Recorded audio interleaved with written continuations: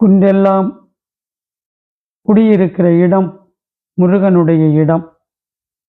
6 படைவீடுகளிலே அமர்ந்து கொண்டு அருளாட்சி செய்கிறவன் எம்பெருமான் முருகப்பெருமான்.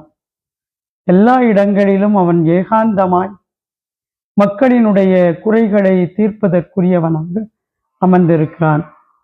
வருகின்ற 14ஆம் தேதி 14/7/2025 அன்று திருப்பரங்குன்றத்திலே மிகப்பெரிய கும்பாபிஷேகம் நடக்க இருக்கிறது. அந்த திருப்பரங்குன்றம் என்று சொன்னால் நம்முடைய நினைவுக்கு வருகிற முதல் தெய்வம் எம்பெருமான் முருகன். 6 படைவீடுகளிலே அமர்ந்து கொண்டிருக்கிறவன் எம்பெருமான் முருகப்பெருமான். 6 படைவீடுகளிலே முதல் படைவீடு திருப்பரங்குன்றம், 2வது படைவீடு திருச்செந்தூர் என்று 6 படைவீடுகள், பழமுதிர்ச்சோலை, சுவாமிமலை, திருத்தணி என்று தொடர்ந்து கொண்டே இருக்கிறது. 6 படைவீடுகளிலும் அமர்ந்து கொண்டு அருளாட்சி செய்கிற எம்பெருமான் முருகப்பெருமான் ஒவ்வொரு படைவீடுகளிலும் ஒரு அற்புதத்தை நிகழ்த்தி கொண்டிருக்கின்றான். அவர் செய்கிற அற்புதங்கள் ஒன்றல்ல இரண்டல்ல. யாரை பார்த்தாலும் யாரை கேட்டாலும் என்னுடைய இஷ்ட தெய்வம் முருகப்பெருமான் எனக்கு இப்படி நிறைவேற்றி தந்தார், என் கடனை அடைத்து தந்தார், என் குழந்தைக்கு திருமணத்தை நடத்தி தந்தார், பிள்ளை இல்லாதவர்களுக்கு பிள்ளை வரம் தந்தார், தொழில் விருத்தி அடையாதவர்களுக்கு தொழில் விருத்தியை தந்தார் என்று வரிசையாக அடுக்கிக் கொண்டே செல்லலாம்.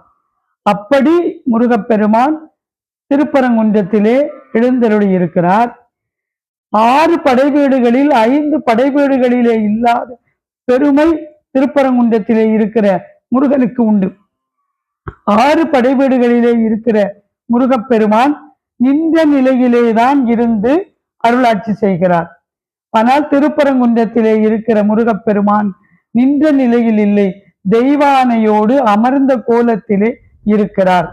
அமர்ந்த கோலத்திலே இருந்து கொண்டு மக்களினுடைய வேண்டுதல்களை நிறைவேற்றி கொண்டு கருணையை செலுத்தி கொண்டு நம்மை காப்பாற்றி கொண்டிருக்கிற கடவுளாக எம்பெருமான் முருகன் இருக்கிறார்.